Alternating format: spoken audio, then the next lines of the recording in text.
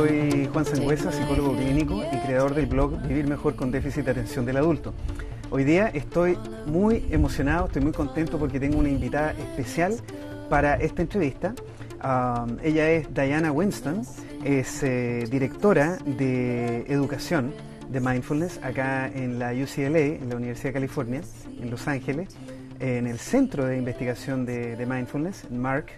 Ella es coautora de este libro que se llama Fully Present, completamente presente, la ciencia, el arte y la práctica de mindfulness, que es uno de los mejores libros que he leído sobre mindfulness para difusión general. Ella también ha sido pilar en la difusión de mindfulness para diferentes sectores del público acá en Estados Unidos y también en Asia. Por ejemplo, ha traído las prácticas de mindfulness a las escuelas, hospitales, organizaciones sin fines de lucro, también a adolescentes, adultos mayores, adultos, líderes, profesores, activistas y también miembros de la comunidad de salud y de salud mental. ¿Okay? Ella también escribió A Buddhist Guide for Teens, un libro de meditación budista para adolescentes del año 2003, y ella también es miembro del Consejo de Profesores en el Centro de Spirit Rock Meditation acá en California. Y lo más importante de todo, esto les quiero contar, es que para mí es muy significativo porque ella fue la instructora en el primer programa de mindfulness, de entrenamiento en mindfulness para personas con déficit de atención del adulto acá en Estados Unidos. Y el estudio en que ella colaboró para desarrollarlo y en que también ella fue la instructora, es el mismo estudio en el que yo me basé para realizar mi investigación para mi tesis de magíster en Chile. Así que para mí es una ocasión realmente importante, es muy especial, y sin mayores preámbulos vamos a comenzar con esta entrevista con Diana. First of all, let me thank you for giving me this interview, Diana.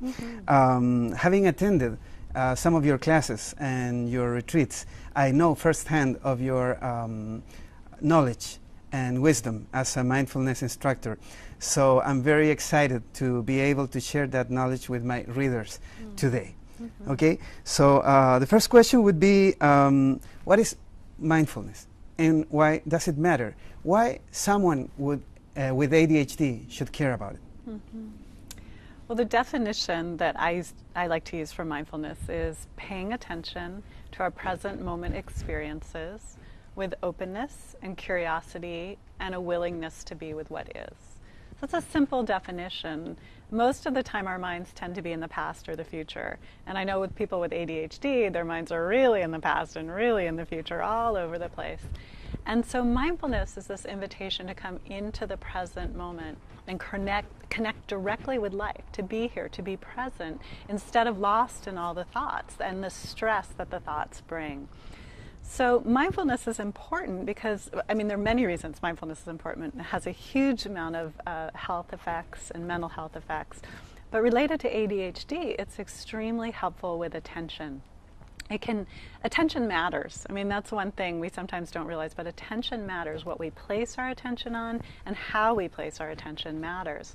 And mindfulness can teach us to place our attention consistently on something, to not be lost in the past, not be lost in the future, but to come fully into the present moment and learn to have some control over attention instead of being at the mercy of it, which I think is how a lot of people with ADHD feel.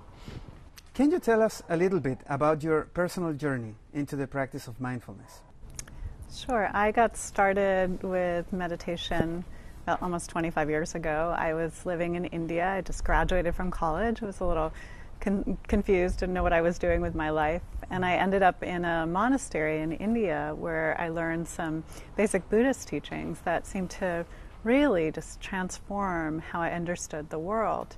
Probably a few months later, I did my first mindfulness retreat, and I loved it. I was just astonished by how incredible it was to spend all this time devoted to noticing and understanding my mind and learning to be in the present, right? So over the years, I spent many, many years in and out of retreat centers practicing, and also lived some time in a monastery as a Buddhist nun for a year. Then when I came back, I wanted to be more out in the world, right? And I was interested in these teachings, which I love so much and saw were profoundly helpful. How could they be taught in a context for the general population? So you didn't have to do it in a religious context. I knew these teachings were accessible, they were doable for anyone, no matter what their background. And that's when I got interested in the field of mindfulness as taking these teachings into a secular context. Okay, excellent. I know that you contributed to the development of the MAPS program for ADHD here in UCLA. And I also know that you were the teacher for both the teenagers and the adults. So I want to know, how was that experience for you, and how was the normal mindfulness practice adapted for ADHD? I want to know if there were many changes in order to adapt the practice. Yeah. So initially, actually, that's how I ended up at UCLA. They were trying to find a way to teach mindfulness to teenagers. I had written a book on mindfulness, Buddhism for teenagers, and they found me and they asked me to teach this study. So we adapted a program. We tried to develop a program that we thought would be relevant for kids and adults. And what I firmly believed was that the practice was so powerful that people would be able to do it even with ADHD. And I think that bared true. I think that people were able, even the kids that we expected would have a really hard time, they really could meditate. Now, the adaptations that we did for the children were somewhat like a lot more movement, physical movement practices involving mindfulness, shorter meditations. But by the end of the 8 weeks of the study, they were doing 20 to 30 minutes of meditation. So they really could do it.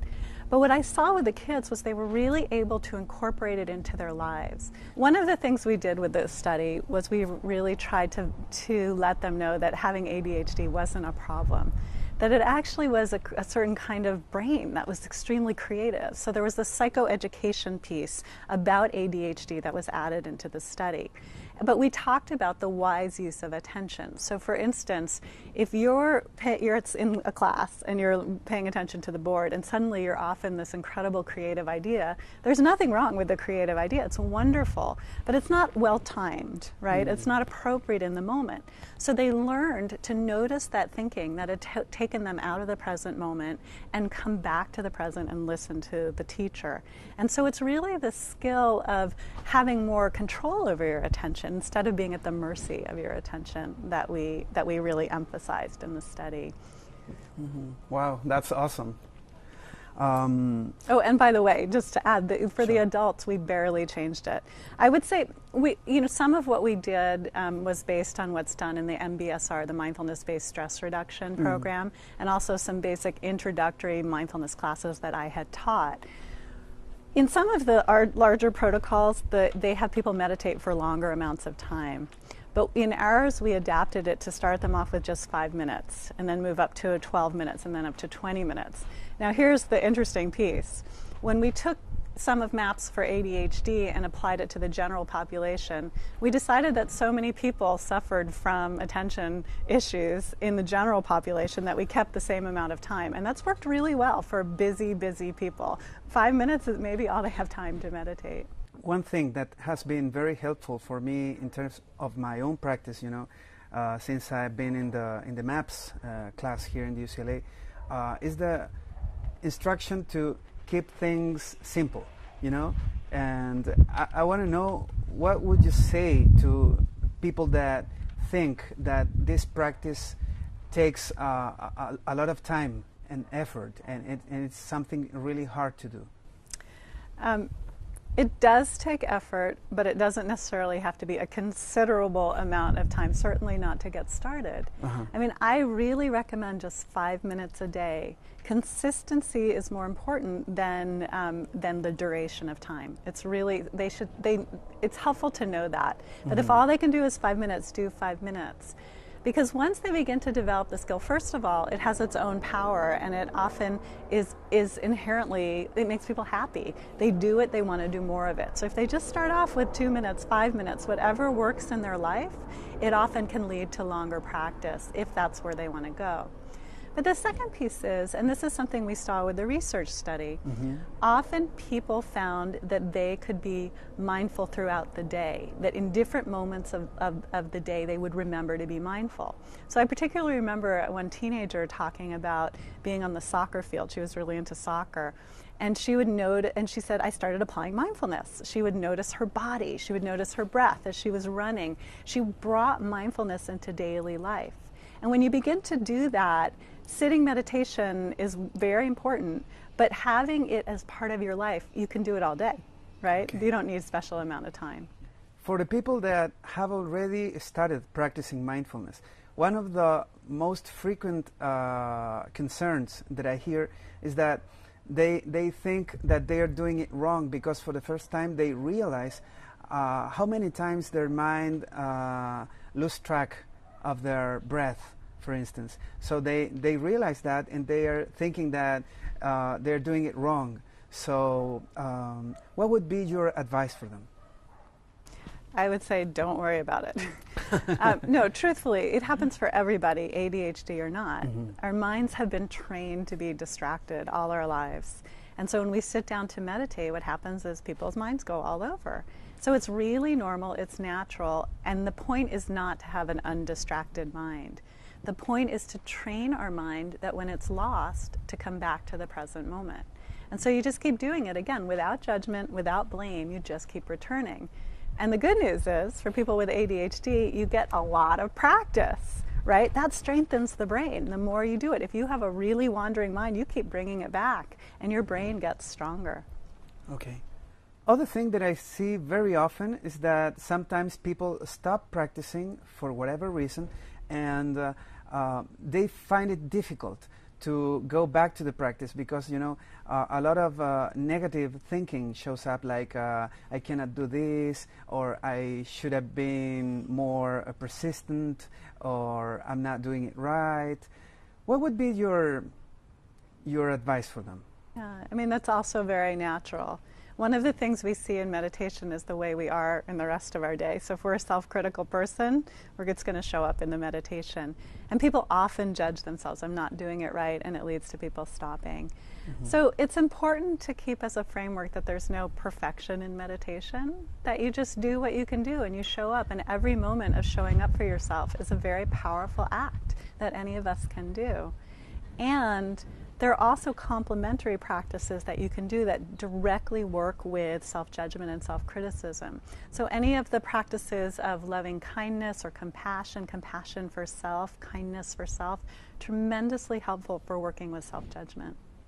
As a student in the MAPS program and having attended to some of the retreats that you have led, one of the things that have really impacted me in a positive way was what you have taught us about kindness and compassion and how important these pieces are for the mindfulness practice. So from the standpoint of ADHD, I would like to know how do you think kindness and compassion are helpful or could be helpful for people struggling with ADHD? Yeah, well, in particular, I love the work of someone named Kristin Neff, who's created a construct of self-compassion, and it's being used, and others as well, not just her. And self-compassion involves mindfulness, the cultivation of compassionate states of mind and loving states of mind, and then the recognition of our shared humanity.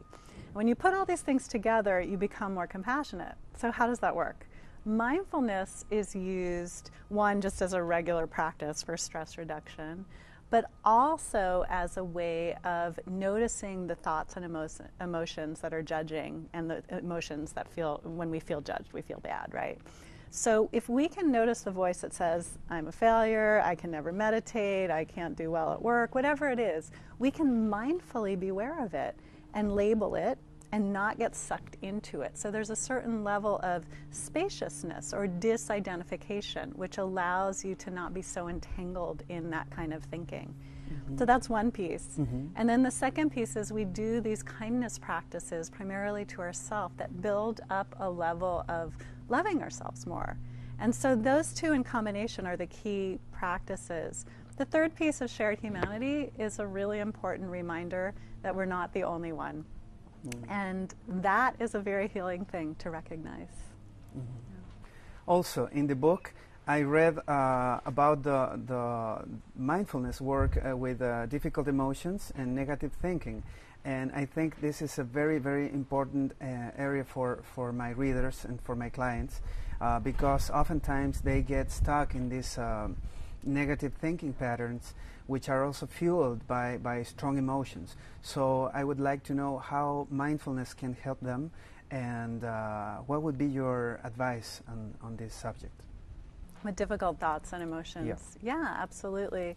The main reason why people struggle with difficult thinking or difficult emotions is that they believe their thoughts, right? I sometimes joke in my classes, my favorite bumper sticker they have in America is, "Don't believe everything you think." Right? Because we believe our thoughts, and especially the thoughts that lead to stress or suffering. I'm a bad person, whether it's self-judgment or anxiety or depression. So one of the things that mindfulness is extremely helpful with is providing some space around those thoughts. When we meditate, we learn to see that the thoughts come and go. They can be kind of like clouds in the sky, right? They just pass through our mind. They come and go. We don't have to latch onto them. And so as we learn to have a different relationship to our thoughts, where we're not so entangled in them, then we take that out into our daily life. And we find ways of recognizing when we're having a difficult thought or a difficult emotion, okay, I can be mindful. I can be present. It's just a thought. What am I feeling in my body connected to this emotion? And in this way, we create some what we call disidentification. It goes from being my thought or emotion to the thought or emotion passing through me. One of the things that I find most helpful to talk about this is when we're having a thought, let's say anxiety, there's the thought going on, and then there's feelings in our body, and then there's an attempt to try to soothe the feelings by thinking more, right? If I could just figure this out, maybe it'll go away. But instead, that leads to more more feelings that make us more anxious, and then it just goes in this big loop. We try to think our way out of it. Where mindfulness is really helpful is it kind of cuts through that cycle and helps us go into our bodies and notice what is happening. So I always recommend, when you're having an emotion, what are you feeling in your body? My heart is beating fast in my chest, my stomach is clenched, my face is flushed. This brings it to something very concrete and physical and can short circuit these stories so we don't get lost in them. And then often by giving permission, it's like we give it space. We let it be there. Instead of trying to stop it or instead of indulging in it, we just notice it with a loving awareness. And that can allow us to be present even in the midst of difficult thoughts and emotions. And sometimes it helps them to go away. Okay, so there's a little bit of acceptance right there to the feelings and the emotions. Definitely, yes. Okay. Yeah. Awesome. Another very important question for my readers has to do with the neuroscience of mindfulness. You know, I have been writing about it, and I have been researching about it. I did this research for my master's thesis about neuropsychology of adult ADHD, and we know from the research that mindfulness can actually train your brain and can change brain activity. So I would like you to share some thoughts on this subject for my readers. Yeah, well, it's interesting. When we did the research study, there were big changes in both the adult and the teen population. So much so that some of the scientists reviewing it said, "So what medication did you put them on?" And we said, "No, it was meditation." Wow. So there were significant changes in their ability to pay attention, and these were based on objective tests. They weren't just on subjective self-report. So the research in mindfulness, especially the neuroscience, is pretty early on, and we have a lot to learn. But what we do know is that with repeated practice, there are brain changes. And that's tested by either fMRI or EEG, where you see the activity that's happening in the brain, or you look at the structural changes of people who practice. And they have found that the brain changes. Like, there are minute structural thickenings in the brain. So you want your brain to be kind of plump, right? But what happens as you get older, your brain gets thinner. But people who meditate over a long period of time, their brain doesn't thin out in the same way in specific areas of the brain. So particularly the prefrontal cortex. Now for people with ADHD, the prefrontal cortex is really important. That's where executive functioning comes in. That's where delayed gratification, synthesizing information from the body and brain. It's the CEO of our brain, right? So with mindfulness, what it seems to do, even in people who have practiced for a short amount of time, is that they do see some thickening in that area. Even people who practice, they did one research study, 8 weeks, just 27 minutes a day on average. So our brains can change. This is the magic of neuroplasticity. Yeah. Cool, awesome. Finally, thanks, Diana, for this interview. Thanks for your time and kindness. And the last question is, what would you like to say to my readers? What would you like to tell them? How would you invite them to mindfulness practice? Well, I've worked with thousands of people over the years, and I've taught mindfulness to many people, and I know from myself that it's a tremendously powerful practice that can be done by anyone. You don't have to have a specific religious background. It's completely accessible. It's for everybody. And the best thing to do is to try it and see what happens, because it's when we do it, we see the results. And it's quite amazing to give yourself, with kindness, this opportunity to spend time with yourself and to train your brain to be different. You can actually train your brain to be different, and we know this to be true. Last thing I'll say is be really gentle and loving with yourself in the process. It's not easy. It's not easy to do something in a culture that's about distraction. So we can really change our brain and do it with love.